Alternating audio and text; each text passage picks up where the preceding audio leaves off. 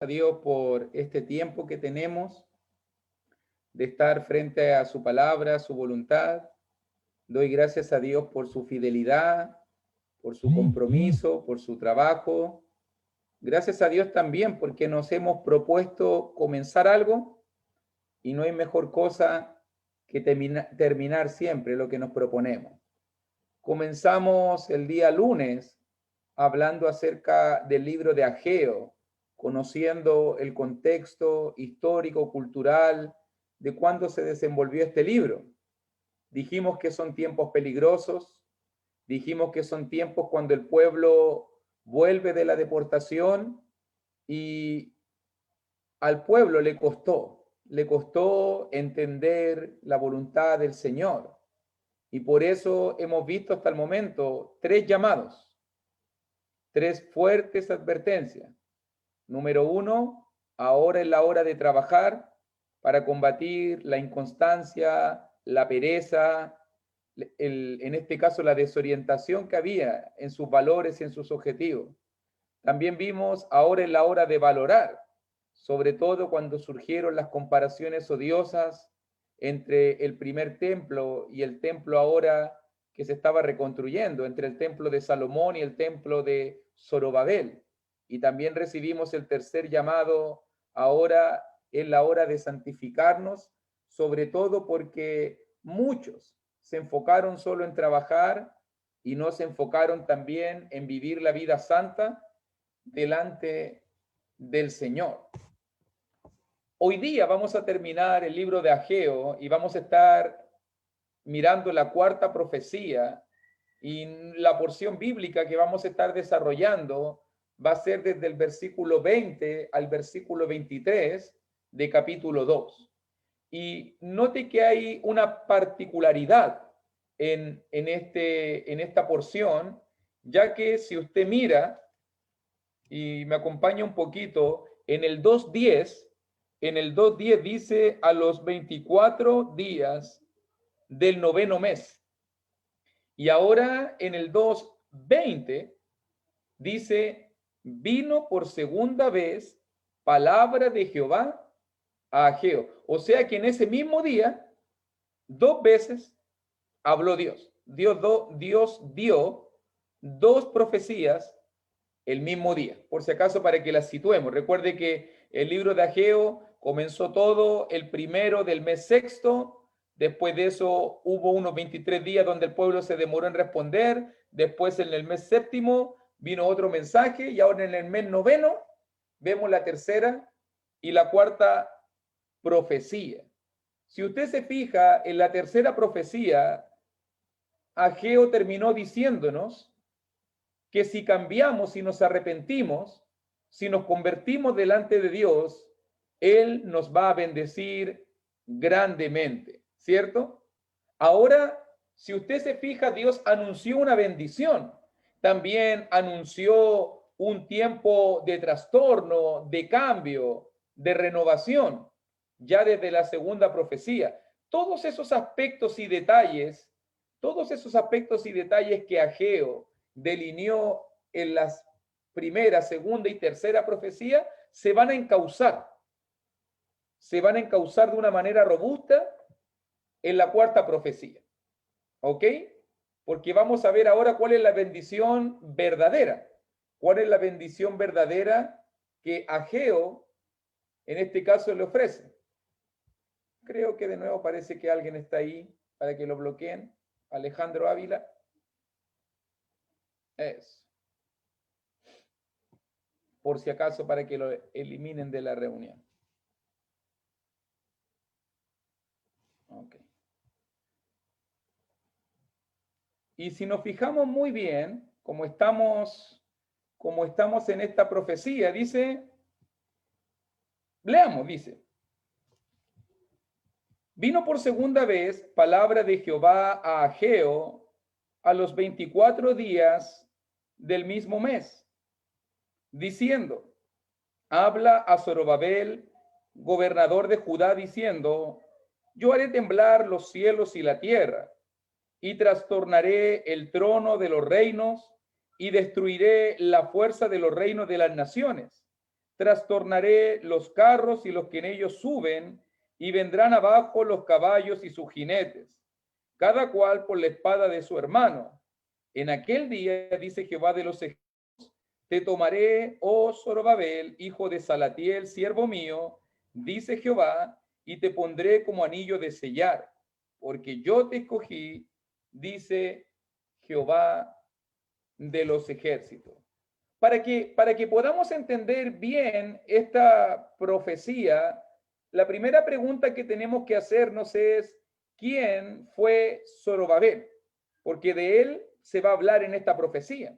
Bueno, como lo dijimos en la introducción, Zorobabel fue el gobernador de Israel. Fue enviado por Ciro el persa para reconstruir Jerusalén. Por si acaso esto lo encontramos en el libro de Edra, capítulo 1, capítulo 2 y capítulo 3.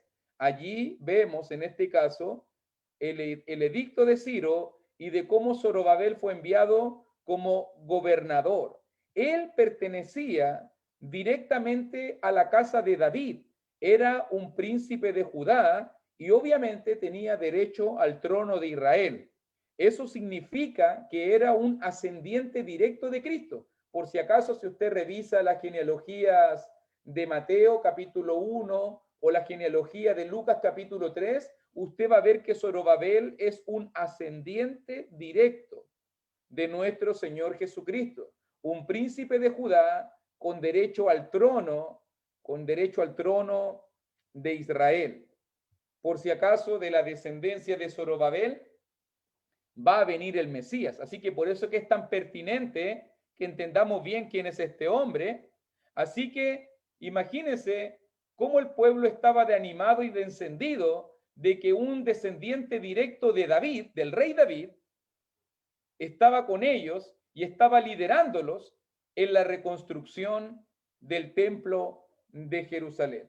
Por lo mismo, el Señor quiere dar una profecía de esperanza a Zorobabel, ya que en la mente de los israelitas, su regreso del cautiverio era muestra de la bendición de Dios y por lo mismo muchos comenzaron a hablar acerca de la inminente llegada del Mesías Rey. Por eso, si tú te fijas muy bien y nota que hay una similitud de lenguaje en el versículo 21, y mire que la profecía es dirigida a Zorobabel, habla Zorobabel, dice, yo haré temblar los cielos y la tierra. Recuerde que ya en capítulo 2, versículos 6 y 7, dice lo mismo. De aquí a poco yo haré temblar los cielos y la tierra, el mar y la tierra seca. Y haré temblar a todas las naciones y vendrá el deseado de todas las naciones. ¿Se fija? La misma frase, yo haré temblar la tierra. Todo esto se refiere, ¿qué debemos entender cuando se habla de hacer temblar la tierra, los cielos y la tierra?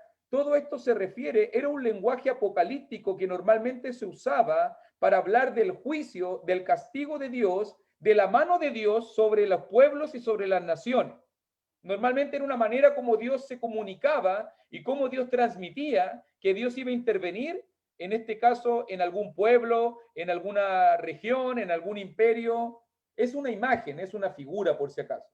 Aunque habla de una idea de un trastorno como de un terremoto material, pero realmente es un sentido simbólico espiritual. Y ya en el Antiguo Testamento, por ejemplo, mire, para que entendamos que esta es una imagen que se repite constantemente, por ejemplo, en Isaías capítulo 13, mire un poquito, cuando miramos en Isaías capítulo 13, en el versículo 9, Isaías capítulo 13, versículo 9, en adelante, mire, he aquí el día de Jehová viene terrible y de indignación y de ardor de ira para convertir la tierra en soledad y raer de ella sus pecadores. Por lo cual las estrellas de los cielos y sus luceros no darán su luz, y el sol se oscurecerá al nacer, y la luna no dará su resplandor. Dice, y castigaré al mundo por su maldad, y a los impíos por su iniquidad, y haré que cese la arrogancia de los soberbios, y abatiré la altivez de los fuertes. Y también dice verso 13, porque haré estremecer los cielos, y la tierra se moverá de su lugar en la indignación de Jehová, de los ejércitos, y en el día del ardor de su ira.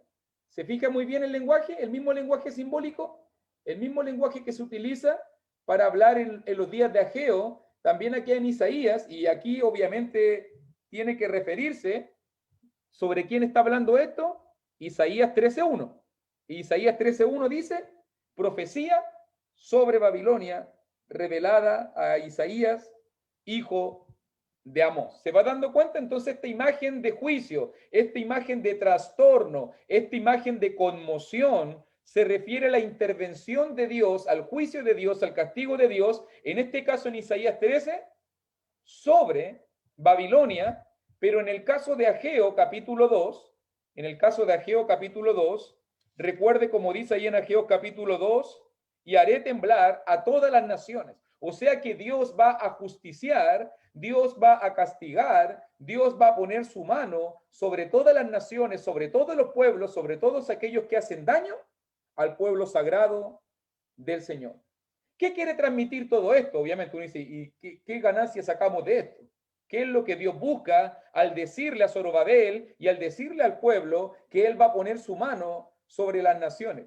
Número uno, esto nos debe servir a nosotros, debe servirle a Israel como un consuelo, ya que Dios mismo le está prometiendo a su pueblo que un día va a poner las cosas en su lugar. Eso debió tranquilizar mucho a los angustiadores, a los angustiados israelitas, porque Dios va a tratar con la gente que le hace mal a su pueblo. Recuerde que Israel era una nación conquistada, estaban como esclavos de Persia. Y por eso muchos de ellos, después de su regreso a Jerusalén, comenzaron a pensar en la emancipación, comenzaron a pensar en la revuelta. Pero si tú te fijas muy bien con esta profecía, Dios quiere tranquilizar, Dios quiere consolar, Dios quiere dar esperanza, en este caso, a un pueblo atribulado. Recuerda que Dios se presenta como el que tiene control, Jehová de los ejércitos. Yo haré temblar los cielos y la tierra y trastornaré el trono de los reinos. Dios mismo promete que va a intervenir. Dios mismo promete que va a proteger a su pueblo. Dios mismo promete que los llevó hacia Jerusalén, que si el pueblo trabaja y Dios los bendice, Dios va a seguir protegiéndolo y Dios va a seguir ayudándolo. ¿Qué significa eso? Dios no se ha olvidado de ellos. El mismo Dios que los juzgó y los castigó a ellos, ahora va a ser el mismo Dios que los va a proteger y los va a ayudar. El mismo Dios que en un momento permitió que Nabucodonosor los conquistara, ahora el mismo Dios los va a proteger si ellos se mantienen en la fidelidad, si ellos se mantienen en la voluntad de Dios. Recuerda que una cosa importante que entender la cuarta profecía son los tiempos verbales. Los tiempos verbales son futuro. Yo haré temblar y trastornaré el trono, trastornaré los carros. Nótalo bien que todo se está mostrando como en un tiempo futuro. Recuerde que estamos hablando del año 520 aproximadamente, 516, antes de nuestro Señor Jesucristo. ¿Ok? Israel no debe engañarse. El Señor está al tanto de lo que sucede y siempre va a hacer algo al respecto por su pueblo. Tal vez todavía no, pero primero Israel debe reconstruir el templo, primero Israel debe comenzar a servir al Señor y después Dios se va a encargar de sus enemigos. Pero esa es una promesa, para que usted entienda. Recuerde que el pueblo está letargado, recuerda que el pueblo está comparando odiosamente el templo, recuerde que el pueblo de Israel no se está santificando. Si ellos corrigen su conducta, o como lo dijimos ayer, si mejoran sus caminos, entonces el que se mete con el pueblo de Dios, realmente se mete con Dios, se mete con Dios. ¿Por qué le había pasado lo que le había pasado a Israel? Porque no se habían arrepentido, porque no se habían convertido, porque habían descuidado la obra de Dios, porque habían vivido en los delitos y pecados. Por eso es que Dios primero, y esto es lo que me gusta a mí, Dios primero quiere ver el compromiso y la obediencia de su pueblo, y entonces cuando Dios ve el compromiso y la fidelidad y la obediencia de su pueblo, entonces Él viene y pone las cosas en su lugar. Yo creo que eso es un pensamiento que debería ayudarnos en nuestra cristiandad, porque muchas veces nos ponemos en un lugar pasivo, como esperando que Dios haga algo al respecto, pero nosotros no queremos hacer nada por Dios, o nosotros no queremos poner las cosas en su lugar. No, primero que Dios haga, primero que Dios me dé, primero que Dios bendiga, primero que Dios me salve. Esta gente hoy en día, Señor, si me sanas a tal persona, Señor, si me das este trabajo, Señor, si me ayudas en esto, yo te sirvo. Y la gente piensa así, como que si estuviese haciendo un trato con un compadre, con un amigo, con el de la esquina. Y no tenemos que entender que es todo lo contrario. Dios está esperando tu respuesta. Y cuando Dios ve la respuesta del pueblo, entonces Él respalda con bendición. Por eso que los llamados de la primera, segunda y tercera profecía habla para que el pueblo se decida, para que tú y yo nos decidamos, para que trabajemos si estamos aletargados, para que dejemos de comparar y nos dejemos de preocupar de lo exterior y nos preocupemos de lo interno, para que dejemos el pecado y nos santifiquemos, para que haciendo las cosas bien, entonces podamos tener la bendición del Señor. ¿Qué más podemos pensar de esto? Un segundo aspecto importante es que no solamente esta profecía quiere dar esperanza, no solamente esta profecía quiere, en este caso, dar consuelo, sino que esta profecía también quiere llenarlos de optimismo, ya que por muchos siglos ellos habían escuchado y seguían escuchando que el Mesías libertador iba a venir. Ellos habían escuchado ya desde Génesis 49:10 que iba a venir uno de la tribu de Judá, Silo, que venía a libertarlo. Ya habían escuchado en los tiempos de Moisés, Deuteronomio capítulo 18, y varios pasajes allí en Deuteronomio, que Dios iba a levantar a un profeta, como Moisés.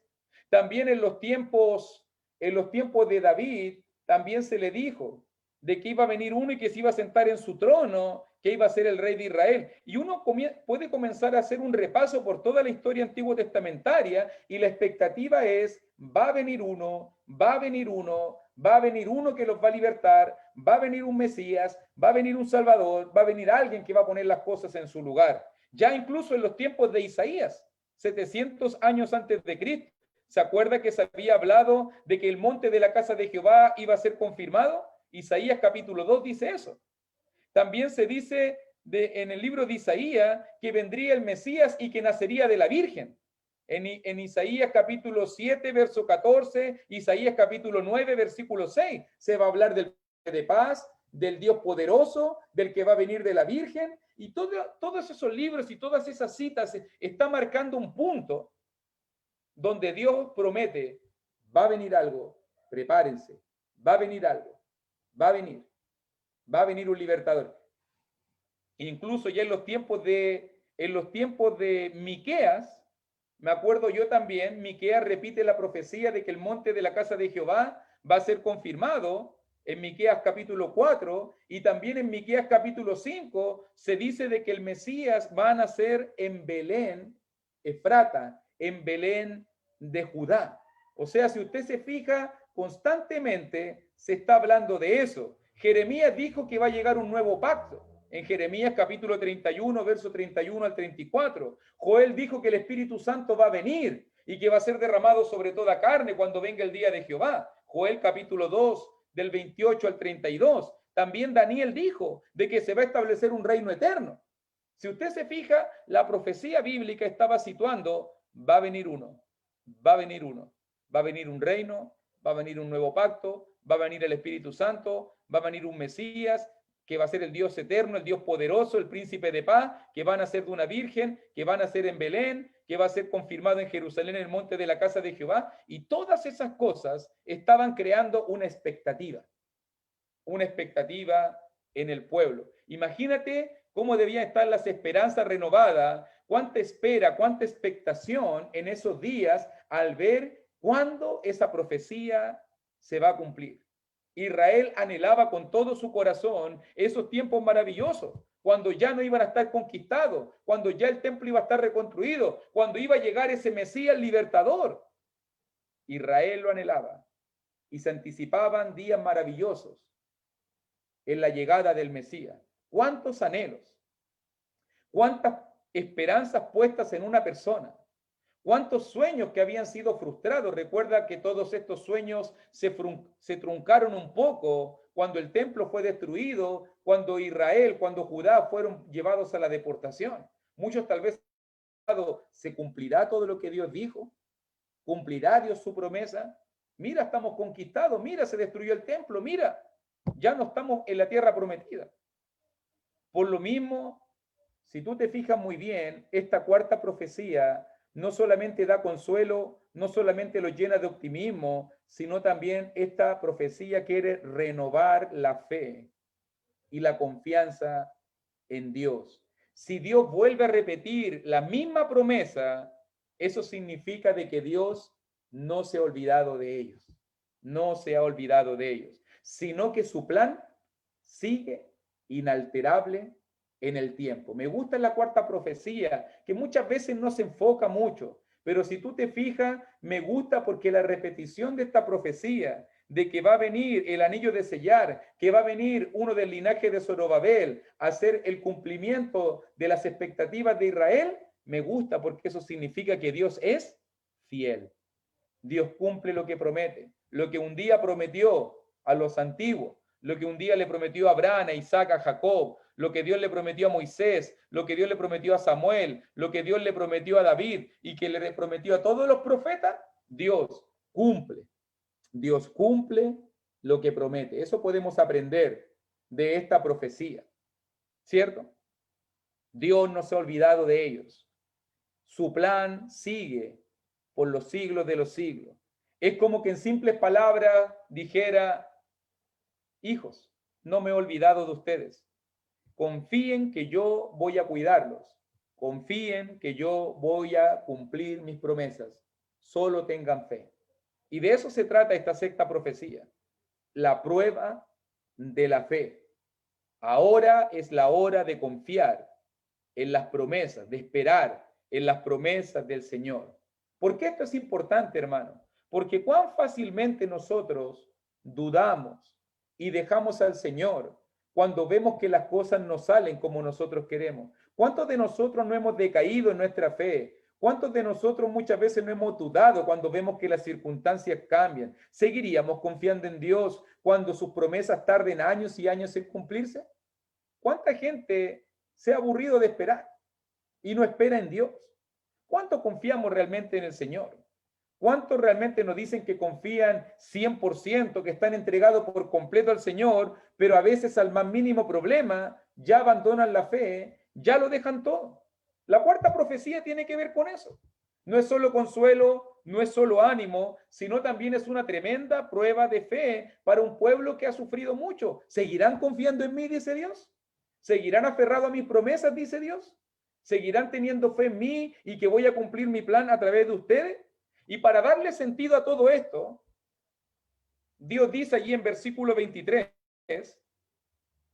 en aquel día, ¿cuál día? El día que Dios va a trastornar los reinos, el día en que Dios va a hacer temblar la tierra, el día en que Dios va a intervenir y va a juzgar este mundo, en aquel día, dice Jehová, te tomaré, tiempo futuro, oh Zorobabel, hijo de Salatiel, siervo mío, dice Jehová, y te pondré como anillo de sellar, porque yo te escogí, dice Jehová de los ejércitos. Mira cómo comienza el texto, dice, en aquel día, en aquel día, en aquel día, también vamos a decirlo, recuerda que Ageo también usó un lenguaje muy parecido, vendrá el deseado de todas las naciones, vendrá el Mesías. En este caso, el pasaje lo llama Zorobabel.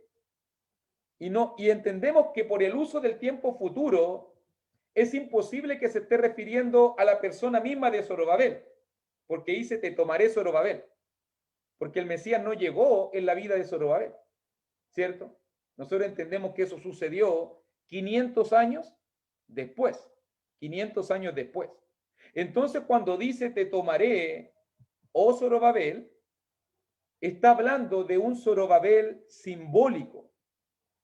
Se está refiriendo a un Zorobabel en profecía, por decirlo de alguna manera. Es imposible que esté hablando del Zorobabel literal, porque los tiempos descritos en esta profecía son tiempos futuros. si nos fijamos bien, el cumplimiento de esta profecía acerca de hacer temblar el cielo y la tierra y todo el juicio sobre todas las naciones sucedió siglos después.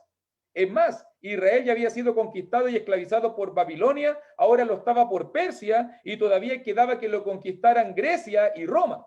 Recuerda que en la profecía de Daniel muestra los 4 reinos para cuando llegue el reino eterno. Todavía faltaba un poquito más de sufrimiento, de pruebas, de tribulaciones, de dificultades. Así que no puede ser el tiempo presente entendido.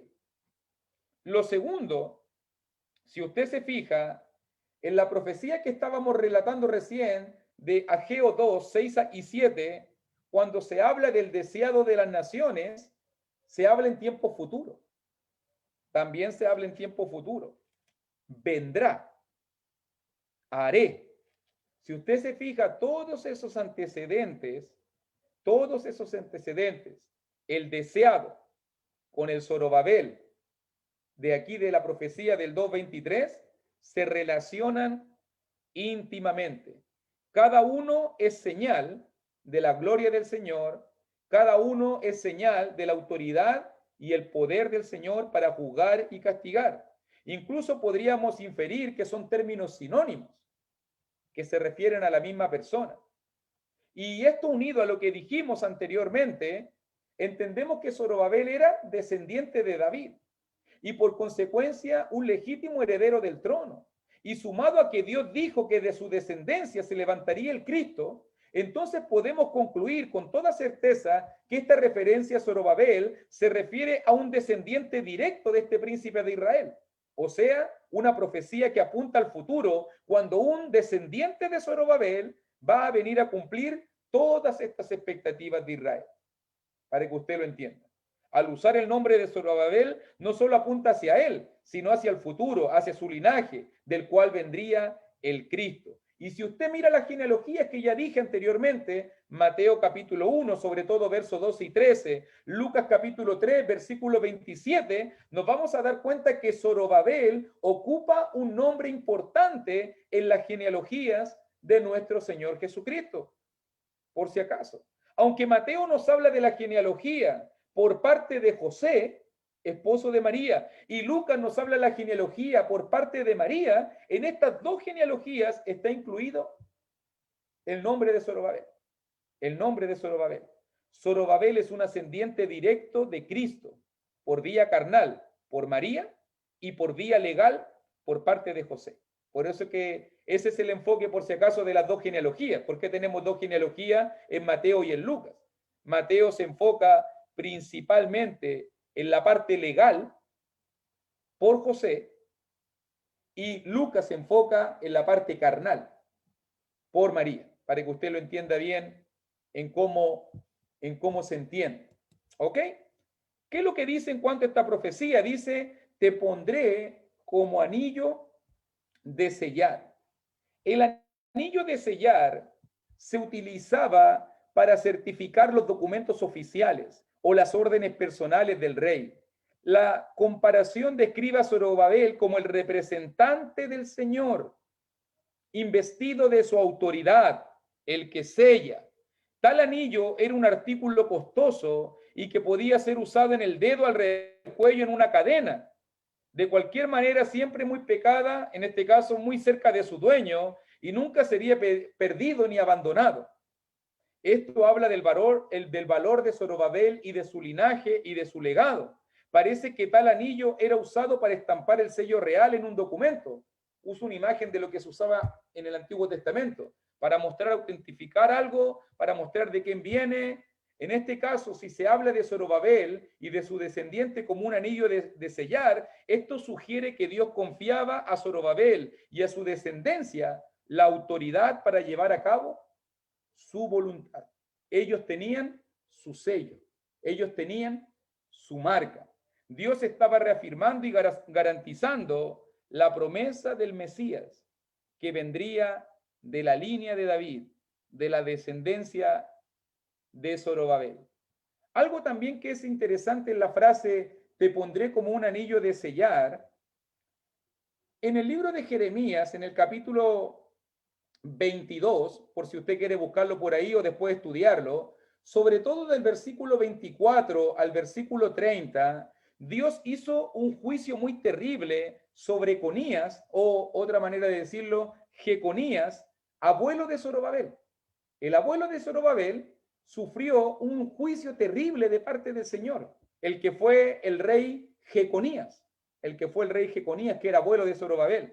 Y fíjese que cuando Dios le declara el juicio a Jeconías, o a Conías, otra manera de llamarlo, dice allí en Jeremías 22, vivo yo, dice Jehová, que si Conías, hijo de Joacín, rey de Judá, fuera anillo en mi mano derecha, aún de allí te arrancaría. Te entregaré en mano de los que buscan tu vida y en mano de aquellos cuya vista temes. Sí, en mano de Nabucodonosor, rey de Babilonia, y en mano de los caldeos te haré llevar cautivo a ti y a tu madre que te dio a luz, a tierra ajena en que no naciste, y allá moriréis, y a la tierra a la cual ellos con toda alma anhelan volver. Allá no volverán.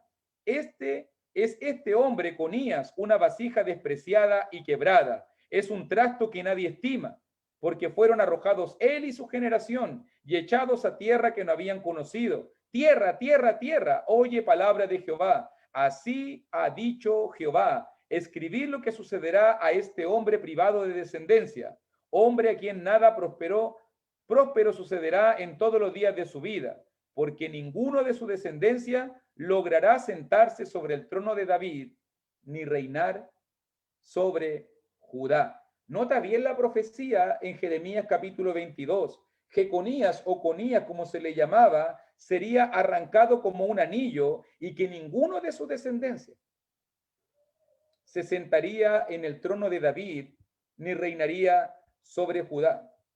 Sin embargo, Mateo incluye a Zorobabel en su genealogía y nos dice que Jeconías tuvo descendientes. La explicación más razonable en este texto es que se refiere a los descendientes inmediatos de Jeconías. Por estar en el desierto, ellos no crecieron, no fructificaron, no subieron al trono.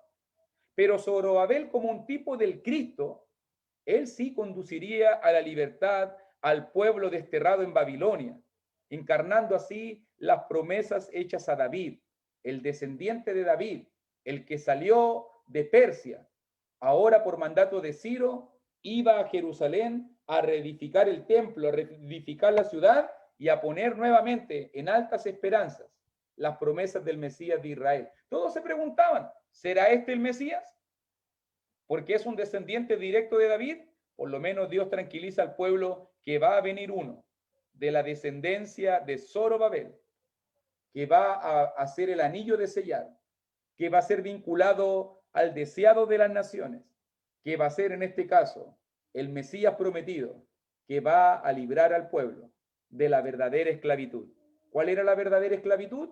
La esclavitud del pecado. Por eso que con la figura del anillo se indica que la línea dinástica de Zorobabel se levantará nuevamente y de esa línea vendrá el Cristo. Entonces, ¿cómo podemos aplicar todo esto, mi querido hermano, para que ya vamos finalizando? ¿Cómo podemos aplicar todo esto? El tema de la cuarta profecía es el anuncio de la futura llegada del descendiente de Zorobabel, que vendrá como una señal de autoridad y de fidelidad de las promesas de Dios. Todo esto vendrá acompañado de los juicios del Señor, del castigo del Señor, de la conmoción absoluta de su tiempo. ¿Cuál era el mensaje para Israel? ¿Qué debía entender ellos? Número uno, ellos debían esperar a las promesas de Dios. Dios había prometido que vendría un tiempo donde Dios traería a su Cristo y su reino eterno, y ellos deberían esperar con paciencia, fidelidad y misericordia las promesas del Señor. Lo segundo, ellos no solo debían esperar, sino que también debían estar animados y seguir sirviendo a Dios fieles y constantes en su obra. Si ellos se convertían, si ellos trabajaban, si ellos comenzaban a servir al Señor, al final Dios los bendeciría. Y tercero, al reafirmarse las promesas mesiánicas, también Dios estaba reafirmando su fe. Ellos debían depositar toda su confianza en el Señor. Él no los había abandonado. Es cierto, los castigó, pero ahora los está restaurando, los está guiando nuevamente, los está haciendo reconstruir el templo, renovar el linaje, renovar la casa, renovar la ciudad y todo eso, porque Dios siempre permanece fiel a sus promesas. Esto me invita a pensar a mí y a cada uno de nosotros que también en estos tiempos tenemos promesas delante de Dios. ¿Cuál es la aplicación para nosotros hoy en día en el siglo XXI? Dios también nos ha dado promesas, así como le dio promesas a Zorobabel, como le dio promesas a los judíos en el tiempo de Ageo, o incluso a los padres en tiempos del Antiguo Testamento. Dios siempre nos ha dado promesas. ¿Qué tenemos que pensar nosotros? Dios es fiel. Dios cumple sus promesas. Debemos aguardar con fidelidad y con paciencia, porque sabemos que el descendiente de Zorobabel vino, Jesucristo, el Mesías, llegó a este mundo y cumplió esas maravillosas promesas. Así como Israel esperaba la venida del Mesías, también déjame decirte que nosotros también esperamos las mismas promesas. Aunque ellos esperaban la primera llegada del Cristo, nosotros como iglesia del Señor esperamos la segunda venida del Cristo. Y por eso también es pertinente esta profecía, porque el ánimo para ellos, para renovar la confianza, para confiar en el Señor, para seguir sirviendo, para convertirse, para trabajar y enfocarse en la llegada de este Mesías, también nos sirva a nosotros, ya que también nosotros vivimos tiempos peligrosos, vivimos tiempos de deportación, vivimos tiempos de calamidad, de pecado, y también debemos ser consolados con la promesa y con la esperanza de que va a venir nuestro Salvador a buscarnos por segunda vez para llevarnos a la gloria eterna. Dios nos ha dado promesas, grandes y preciosas promesas, dijo Pedro, ¿cierto? Y por eso debemos animarnos de que Dios también nos ha prometido que va a venir el descendiente de Zorobabel, pero ahora Cristo el Señor glorificado, a buscarnos por segunda vez, a poder llevarnos a las mansiones celestiales. ¿Qué podemos hacer? ¿Cómo podemos seguir firmes en medio de todo un mundo que nos anima a tambalear? ¿Cómo mantenernos puros en un mundo lleno de pecado? ¿Cómo podemos valorar las cosas de Dios en medio de un mundo que desprecia y no valora a Dios a su iglesia? Tenemos un tremendo desafío. El libro de Ageo es muy útil para nosotros. El llamado de Ageo fue aproximadamente hace más de 2400, 2500 años, pero todavía golpea nuestras conciencias. Ahora es la hora para trabajar por el Señor. Ahora es la hora para decidirnos por el Señor. Ahora es la hora de esperar las promesas del Señor. Ahora es la hora de confiar en la fidelidad de Dios. Ahora es la hora de prepararnos para la llegada del Rey. ¿Quiere esperar al Rey? ¿Cómo vamos a esperar a este Rey maravilloso? Ellos fueron animados para esperar a un Rey carnal, humano, que iba a solucionar tal vez como ellos lo veían, su cosmovisión, sus problemas materiales, sus problemas de libertad, sus problemas de conquista. Nosotros esperamos un Rey espiritual que va a solucionar todos nuestros problemas, el problema del pecado, el que va a enjugar tus lágrimas, el que va a sanar tus dolencias, el que va a darte el consuelo eterno. Te animo de todo corazón a seguir trabajando con perseverancia. Te animo de todo corazón a valorar la obra de Dios, a trabajar en santidad, a trabajar con fe y confiar eternamente en el Señor. Ese es el mensaje de Ageo, que podamos enfocarnos en Él y que nos decidamos con ánimo pronto. Ahora es la hora. Ahora es la hora de decidirnos, de esperar, de confiar, de trabajar y de santificarnos. Te doy muchas gracias por la oportunidad de este mensaje, de este estudio. Gracias por tu fidelidad. Gracias porque a pesar de vivir tiempos tan difíciles, tan peligrosos, tan complicados, tenemos un Rey que debemos aguardar. No estamos solos, Dios no se ha olvidado de nosotros tampoco, aunque muchas veces pequemos y aunque muchas veces Dios pueda poner su mano sobre nosotros, como lo hizo con el pueblo de Israel, todavía hay promesa de confianza en Dios. Porque cuando estamos con Dios, ¿qué aprendimos en el libro de Ageo? Dios está con nosotros, su Espíritu Santo está con nosotros. Si cobramos ánimo, si nos esforzamos, si trabajamos, Él nos bendecirá. Él es fiel, Él cumple sus promesas. Dios está contigo, hermano. Es hora de trabajar. Que Dios te bendiga.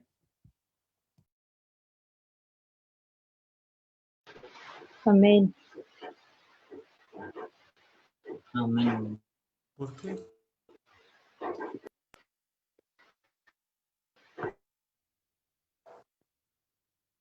Damos gracias a Dios por estar terminando hoy este maravilloso estudio en el libro de Ageo.